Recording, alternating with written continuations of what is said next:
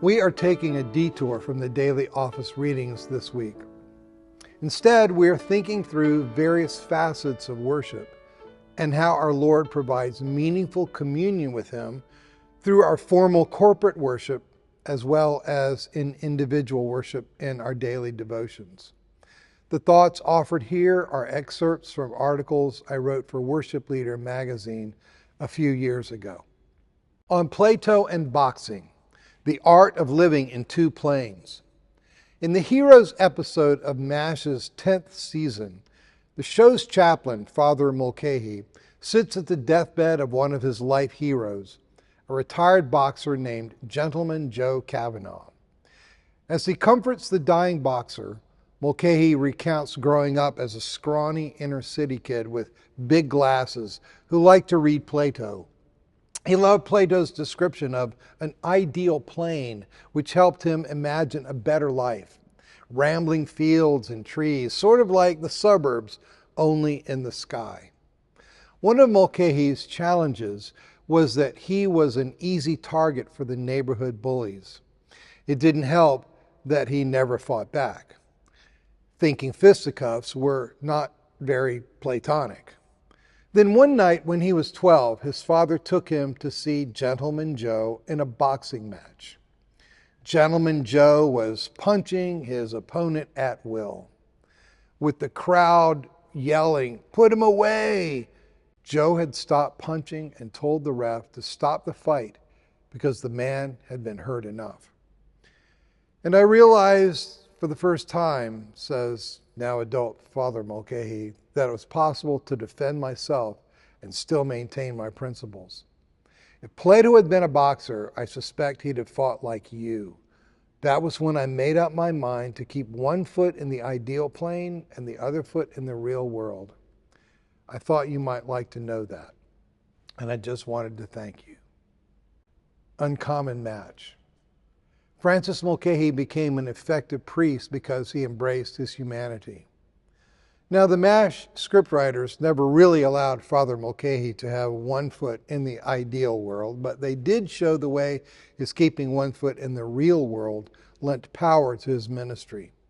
From rescuing orphans to performing orderly duties when the rest of the camp was sick, even to performing an emergency tracheotomy while under fire.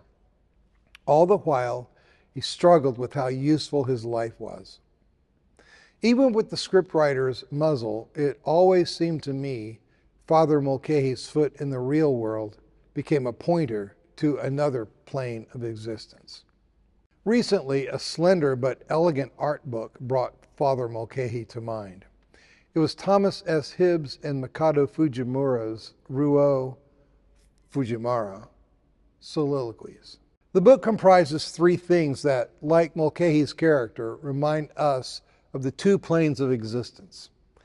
First, the book catalogs an exhibition of paintings by Georges Rouault, 1871 to 1958, and Fujimura, born 1960, that appeared together in 2009 in New York City's Dillon Gallery. Second, Baylor University professor Thomas Hibb compares the incarnational techniques and the Godward vision of Rouault and Fujimura.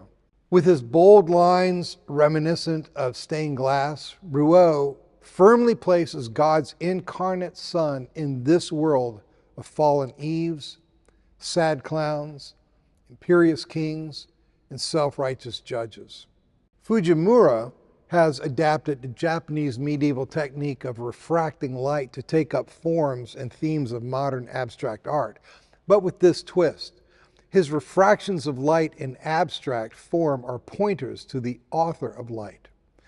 Third, Fujimura offers a personal testimony about how Rouault's art saved him from existentialism's no exit and opened to him a portal that peeks into ages past and then magically invites us into a journey toward our future.